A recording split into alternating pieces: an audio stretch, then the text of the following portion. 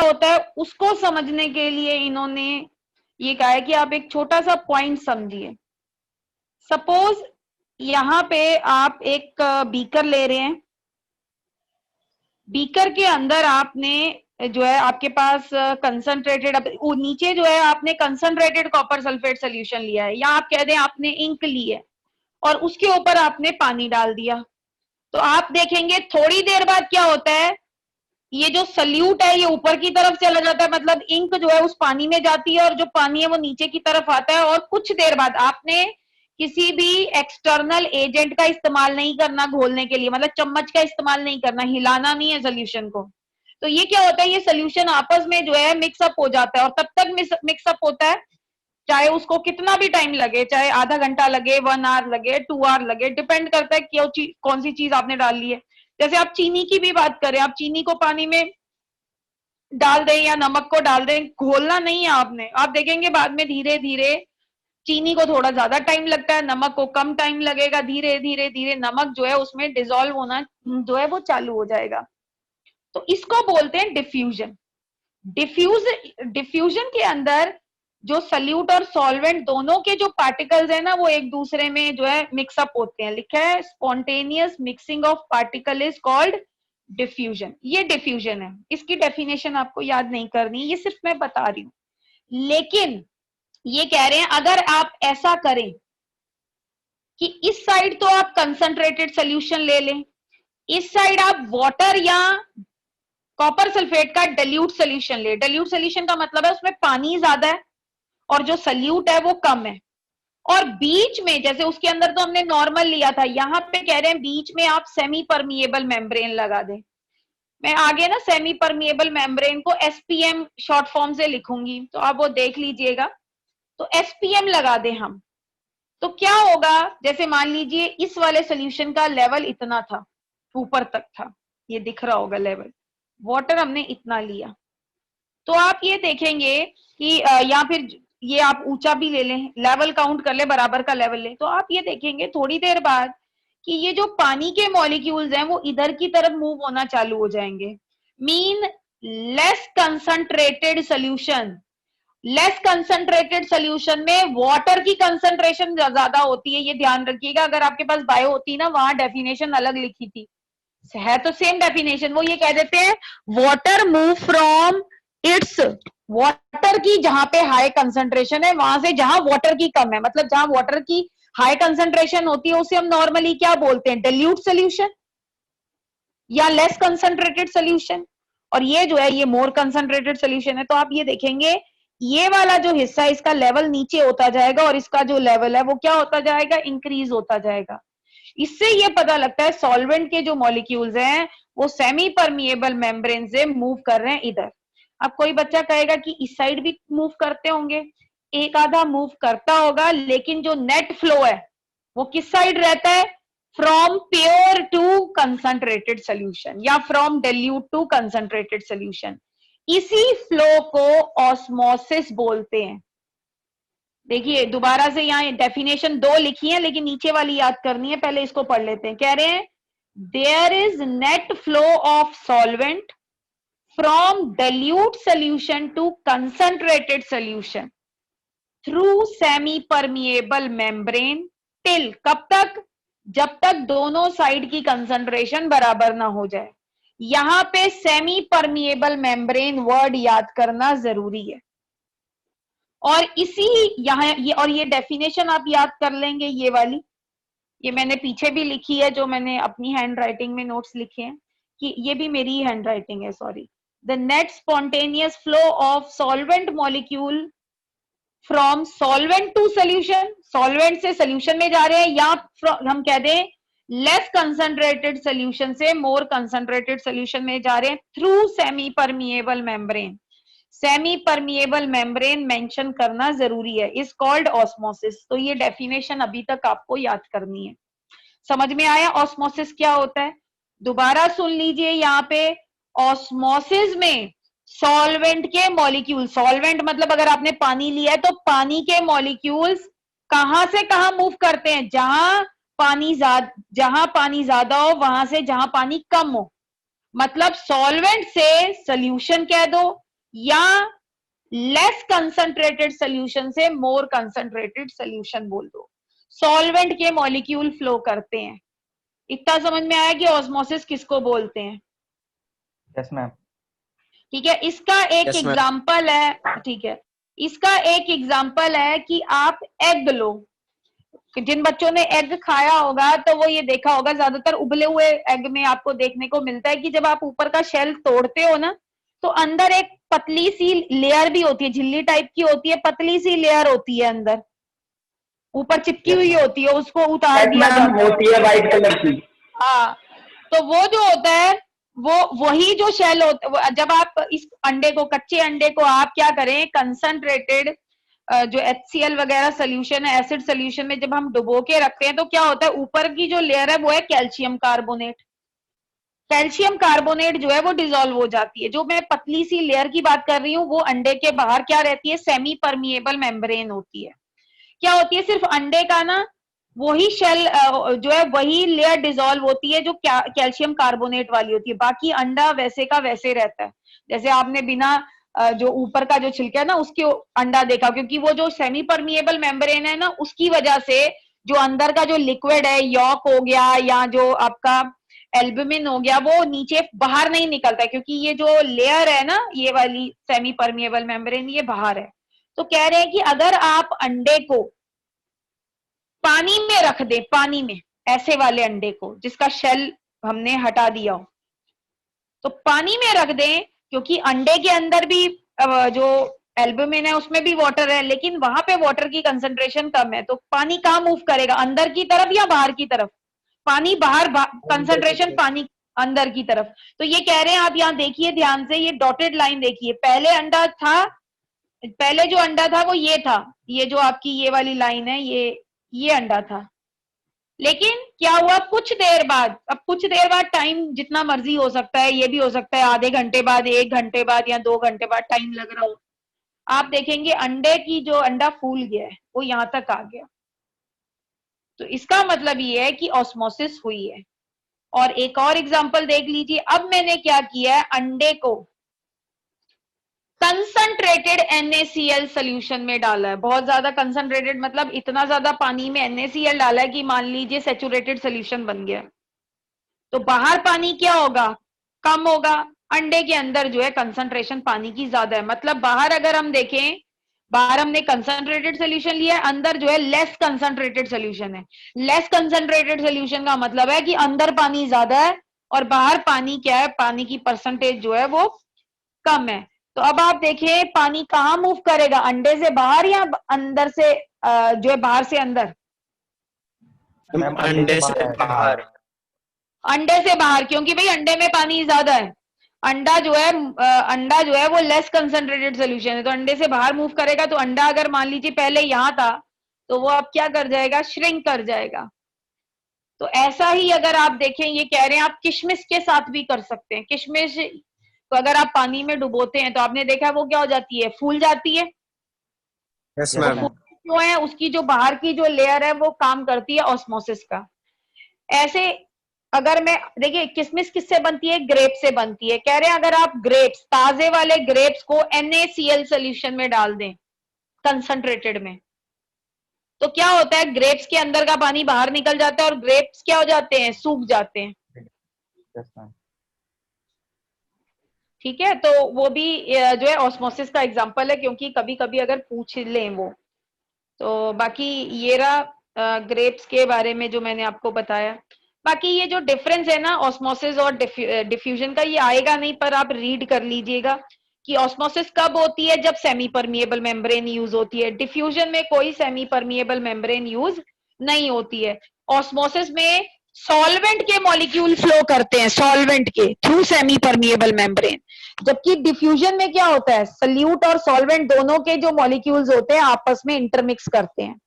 और यहाँ पे आपने देखा था ऑस्मोसिस कहां से होती है, लोअर जो लो कंसंट्रेशन का सोल्यूशन है जहां पे पानी ज्यादा है, वहां से सॉल्वेंट के मॉलिक्यूल्स हाई कंसंट्रेशन में मूव करते हैं। और यहाँ पे क्या होता है, इंक और पानी आपने लिया है, तो इंक में से जो इंक के मॉलिक्यूल्स है वो दूसरी तरफ मूव करेंगे। आप कभी करके देख लेना, आप ऊपर इंक ले लें तो आप ये मतलब आप क्या करें, नीचे पानी ले लें ग्लास में, ऊपर इंक डाल दें और उसे ध्यान से देखें, आराम से डालिएगा इंक।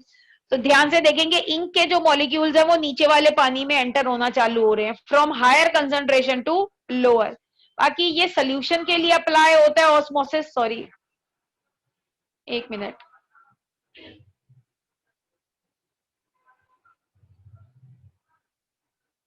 ऑस्मोसिस जो है वो सोल्यूशन के लिए वैलिड है। सोल्यूशन मतलब लिक्विड इन लिक्विड या liquid in solid in liquid, लेकिन ये गैसेस के लिए भी वैलिड होती है। गैसेस में आपको पता ही है डिफ्यूजन होती है, दे फ्लो बाय डिफ्यूजन। ऑस्मोसिस को रोका भी जा सकता है, कैसे अभी वो बाद में बात करेंगे, लेकिन डिफ्यूजन अगर आपने एक बारी पानी रख दिया उसके ऊपर इंक डाल दी तो फिर आप रोक नहीं सकते, लेकिन आप ऑस्मोसिस को प्रेशर अप्लाई करके रोक सकते हैं। कैसे, वो अभी बाद में डिस्कस करेंगे। तो ये रीड कर लीजिएगा, ये पेपर में वैसे नहीं आएगा। इतना समझ में आया सबको? Yes ma'am. Yes ma'am. मतलब अभी तक हमने क्या पढ़ा है ऑस्मोसिस, अभी तक हमने क्या पढ़ा है, ऑस्मोसिस की डेफिनेशन पढ़ी है, इससे ज्यादा कुछ नहीं पढ़ा। ठीक है, अब आगे देखते हैं। अब वर्ड आता है पेपर में ऑस्मोटिक प्रेशर, क्या होता है। तो इसकी आपने ना ये वाली डेफिनेशन याद रखनी है, मैं आपको बता रही हूं, मैंने शुरू में भी लिखी हुई है। इसकी 3 डेफिनेशन है, एक ये लिखी हुई है, एक ये लिखी हुई है। ये सिर्फ एक्सप्लेनेशन है, इसको मत याद करिएगा, ये सिर्फ एक्सप्लेनेशन है। दोबारा बता रही हूँ, मेन डेफिनेशन अगर आपने कोई, ये भी एक्सप्लेनेशन है, ये वाली भी मेन है, ये याद कर लीजिए, बाकी कुछ मत चाहिए याद करिए, लेकिन मुझे बताना तो है ना ऑस्मोटिक प्रेशर क्या होता है, तो मैं उसको थोड़ा ढंग से एक्सप्लेन कर देती हूँ कि भाई क्या होता है ऑस्मोटिक प्रेशर। ठीक है, उसके लिए हम ये देख लेते हैं पहले। इस तरह की जो फनल होती है ना, जो ये जो अंदर है, इसे कौन सी फनल बोलते हैं, थिस्टल फनल बोलते हैं। ये क्या होता है, वैसे आपने नॉर्मली फनल देखी है वो ऐसी होती है, इसकी शेप अलग सी है, थोड़ी नीचे से ऐसे गोल सा है। अब क्या किया हुआ है, नीचे हमने सेमी परमिएबल मेम्ब्रेन लगाई हुई है, जैसे मान लो ये फनल है नॉर्मल, तो इसके ऊपर यहाँ पे सेमी परमिएबल मेम्ब्रेन से उसको कवर कर दिया। हमने क्या किया है, ये जो थिस्टल फनल ली है, इसके अंदर जो हमने शुगर का सोल्यूशन भरा हुआ है और बाहर की तरफ बीकर में पानी है। ये शुरुआत की बात है, हमने सिर्फ इतना लेवल लिया है, ये आप देखेंगे सिर्फ इतना ही पानी इसमें शुगर सोल्यूशन लिया है, पूरा नहीं भरा कि टिस्टल फनल को यहां तक भर दिया, नहीं, सिर्फ इतना ही लिया है हमने। दिख रहा है सबको, ये समझ में आ गया कि ये इनिशियल स्टेज है। Yes ma'am. अब आप मुझे ये बताइए कि कंसंट्रेटेड सोल्यूशन फनल के अंदर है या फनल के बाहर है? मैम फनल के अंदर है कंसंट्रेटेड सोल्यूशन। फनल के अंदर है, क्यों है? फनल के अंदर है शुगर सोल्यूशन, बाहर है आपका पानी। अब आप थोड़ी देर इंतजार करेंगे क्योंकि यहाँ पे एसपीएम लगा हुआ है, तो आप क्या होगी, ऑस्मोसिस होगी। जब ऑस्मोसिस होगी तो पानी कहाँ मूव करेगा, फनल के अंदर या फनल से बाहर? फनल के अंदर मूव करेगा। फनल के अंदर क्यों, फनल से बाहर क्यों मूव करेगा बेटा? पानी कहाँ मूव करेगा, फ्रॉम मोर कंसंट्रेट, जहां पे from less concentrated to more concentrated, मतलब जहां देखो, अगर आपने किसी को, मान लो 2 लोग हैं, अब पैसा उधार कौन देगा, जिसके पास पैसे ज्यादा होंगे वही तो दूसरे को देगा उधार। तो बाहर किसने मूव करना है, पानी ने मूव करना है। पानी कहाँ ज्यादा है, बाहर। अंदर तो सोल्यूशन है, उसमें चीनी भी है, कंसंट्रेशन जो है वहां ज्यादा है, मतलब कंसंट्रेशन पानी की नहीं, पानी मतलब कंसंट्रेटेड नॉर्मली सल्यूट की, ठीक है ना। तो कहाँ पानी मूव करेगा, अंदर की तरफ। हाँ, जब फनल के अंदर मूव करेगा तो हमने क्या करना है, इसे मूव करने देना है। फिर तो जब आप मूव करेगा तो ये जो लेवल है, ये वाला कॉलम, ये राइज करेगा, ऊपर की तरफ बढ़ेगा, बढ़ेगा ऊपर की तरफ। अब हमने क्या करना है, इसको बढ़ने देना है, और चाहे 1 घंटा लगे चाहे 2 घंटा, जब ये बढ़ना बंद हो जाए। और बढ़ना कब बंद होगा, जब दोनों तरफ बराबर कंसंट्रेशन हो जाएगी, मतलब जो है जब बराबर कंसंट्रेशन इस तरह से हो जाएगी, क्योंकि सल्यूट के मॉलिक्यूल भी कुछ थोड़े बहुत, मैंने आपको बोला था सॉल्वेंट हमेशा अंदर मूव करता है, तो बस जो है सॉल्वेंट अंदर मूव कर रहा है, तो इसका मतलब जब लगभग ये बंद हो जाए, ठीक है, कॉलम जो है, कॉलम में से जब ऑस्मोसिस बंद हो जाए, मतलब ऑस्मोसिस असल में बंद नहीं होगी, इक्विलिब्रियम आ जाएगा। क्या आ जाएगा? इक्विलिब्रियम। जितने सॉल्वेंट के मॉलिक्यूल्स अंदर मूव कर रहे होंगे उतने ही बाहर, क्योंकि मैंने आपको बताया था ना कि नेट फ्लो होता है, मीन इस साइड भी मूव कर रहे हैं और थोड़ा सा इधर भी, लेकिन जब दोनों इक्विलिब्रियम हो जाए, बराबर मूव करें, जितना सॉल्वेंट अंदर जा रहा है उतना ही सॉल्वेंट बाहर आ रहा है, तब की बात। जब इक्विलिब्रियम आ जाए, क्या आपने क्यों ऑन किया है? अरे उसे बंद कर दो गुरनूर।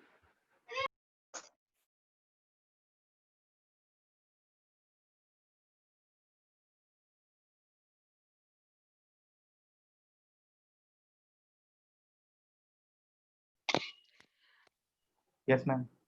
हाँ, तो क्या होगा कि ये कॉलम जो बन जाएगा, ये जो कॉलम बना होगा जो इक्विलिब्रियम से आएगा, ये जितना प्रेशर लगाएगा ना, that is called osmotic pressure. और कॉलम वाला फॉर्मूला होता है, फिजिक्स में किया होगा, ऑस्मोटिक प्रेशर को ना, प्रेशर है लेकिन ये ऑस्मोटिक है, उसको लिखने के लिए उसे पाई से लिख दिया, पाई एच रो जी। एच क्या है? ये हाइट ऑफ द कॉलम। रो क्या है? डेंसिटी, जो भी आप सोल्यूशन ले रहे हैं, और जी है ग्रेविटी।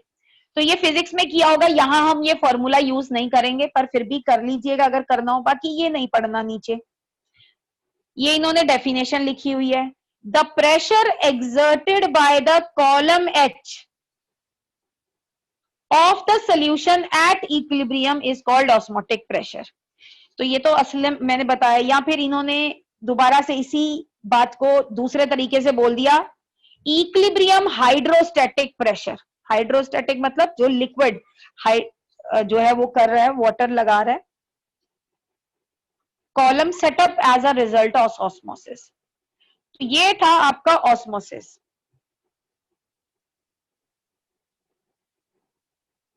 एक मिनट रुक जाइएगा, डेफिनेशन है वो आपने कैसे करनी है। अब आप इस तरह के सेटअप को ध्यान से देखिए। अब आप खुद देख लो सेटअप, फिर मैं आपको बताती हूँ।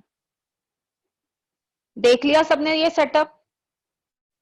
Yes ma'am. Yes ma'am. अब आपने इस सेटअप को अगर आप ध्यान, ठीक है, अगर आप इस सेटअप को ध्यान से देखेंगे तो आप यू विल फाइंड कि यहाँ बीच में सेमी परमिएबल मेम्ब्रेन लगी हुई है, और इस साइड मैंने सोल्यूशन लिया है, मतलब कंसंट्रेटेड सोल्यूशन लिया है, इस साइड मैंने प्योर सॉल्वेंट लिया है, या कह दो लेस कंसंट्रेटेड सोल्यूशन लिया है। यहाँ पानी ज्यादा है, यहाँ पानी कम है।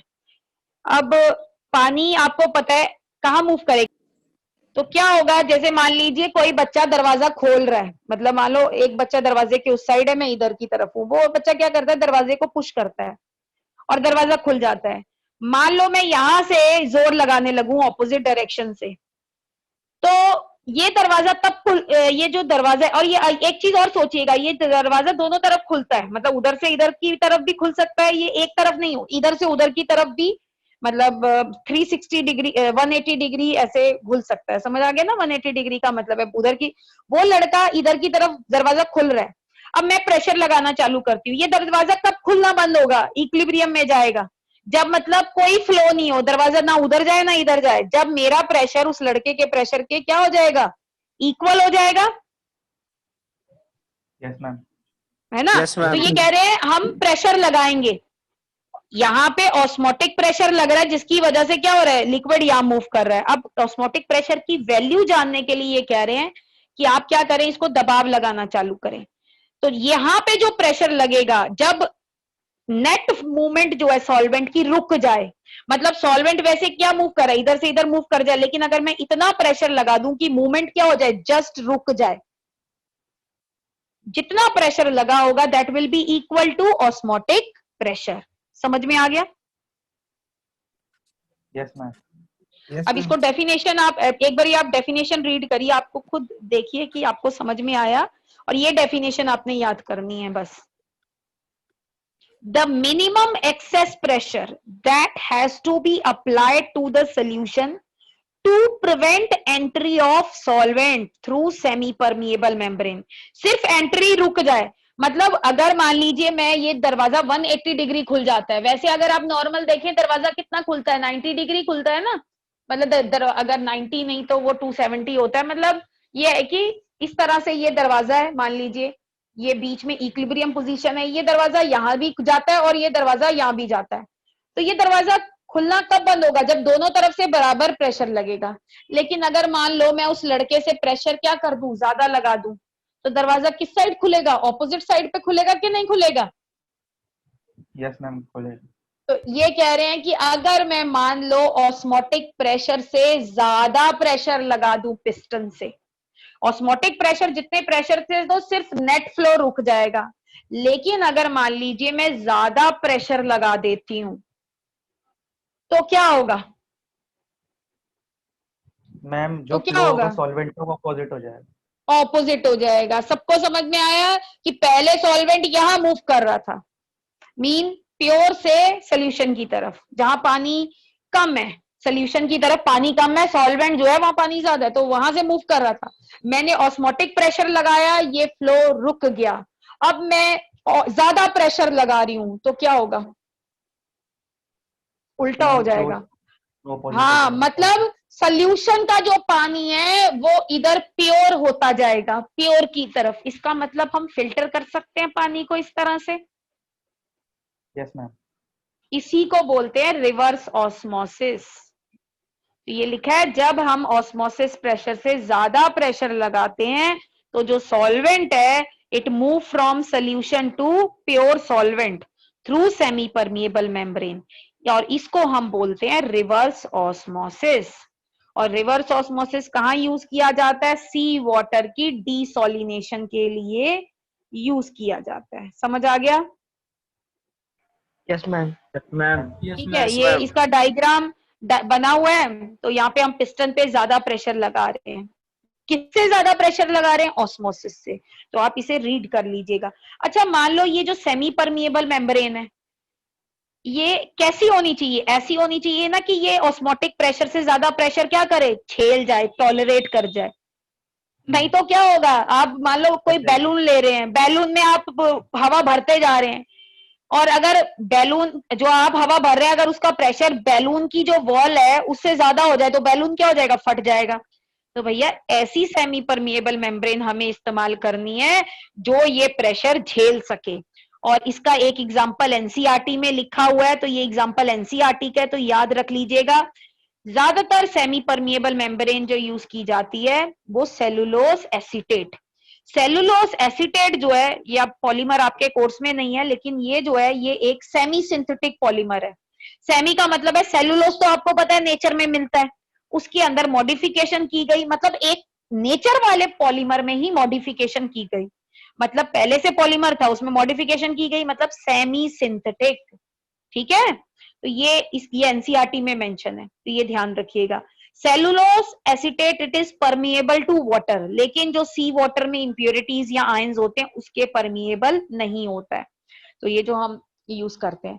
बाकी आगे हम पढ़ेंगे isotonic solution.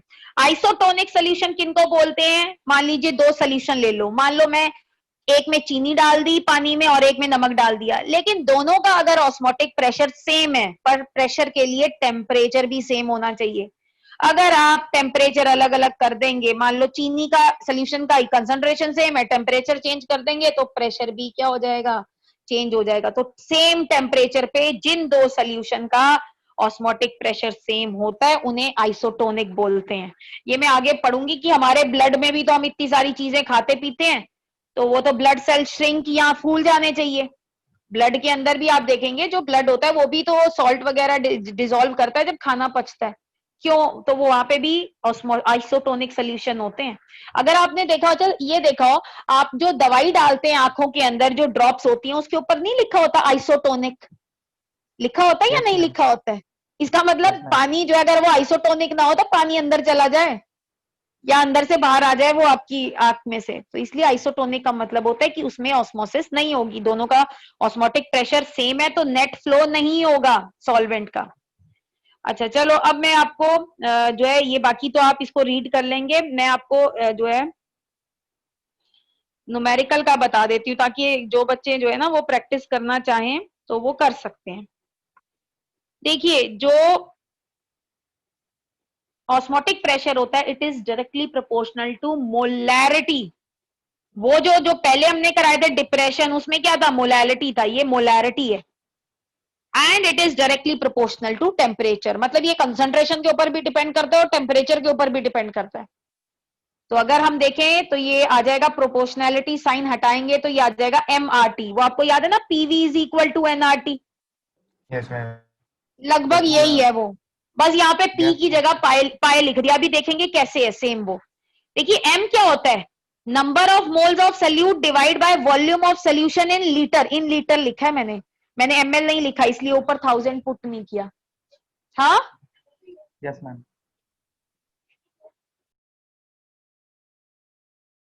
Pi is equal to CRT। और देखिए C भी लिख सकती हूँ मैं, कंसंट्रेशन भी लिख सकती हूँ। ये कंसंट्रेशन क्या होगी, मोल पर लीटर में दी होगी, ठीक है, मोल पर लीटर में दी होगी। तो N बाय V, N किसका है, सल्यूट का, V किसका है, सोल्यूशन का है, और V जो है इट इज इन वॉल्यूम। तो अब आप इसको अगले पेज पे देखेंगे तो मैंने क्या किया है, M या C लिख दूं, इसकी जगह पे मैंने क्या लिख दिया, N बाय V। N का मतलब है number of moles of solute. तो आप इसको अब ध्यान से देखें, PV is equal to NRT लग रहा है ना, ये Yes, ma'am. लग रहा है, तो वही है सेम ये। पर इतनी चीज ध्यान रखनी है, ये जो V है this is volume of solution, और N की जगह मैं ऐसे पुट कर दूंगी। ठीक है, अब इसको आप पढ़ लेंगे, उसके बाद मंडे को जो बचेगा हम वो कर लेंगे, इसका आप देख लीजिएगा। ये देखिए, इसके न्यूमेरिकल करने की कोशिश करिएगा। ये पॉइंट आप ध्यान से याद रखें कि जब भी ये इक्वेशन आप यूज करेंगे यूनिट्स का ध्यान रखना पड़ेगा। अगर प्रेशर एटमॉस्फेयर में, वॉल्यूम लीटर में, तो आर की ये वैल्यू लेंगे। अगर प्रेशर बार में, वॉल्यूम लीटर में, तो आर की वैल्यू ये होनी चाहिए। अगर पास्कल या न्यूटन पर मीटर में और वॉल्यूम मीटर क्यूब में, तो आर शुड बी 8.314, क्योंकि ना बच्चे यहीं पे गलत करते हैं। और 1 डेसीमीटर क्यूब का मतलब होता है 1 लीटर, और 1 लीटर का मतलब होता है 1000 ml, और 1 ml के अंदर 1000 ml मतलब 1000 सेंटीमीटर क्यूब, तो 1 ml में 1 सेंटीमीटर क्यूब होता है। तो इन पॉइंट्स का आपने क्या करना है, ध्यान रखना है। और ये तो सिंपल क्वेश्चन है, इसके अंदर आपको M दिया हुआ है, तो आपने R का ध्यान रखना है। R जो लेंगे उस हिसाब से ही प्रेशर की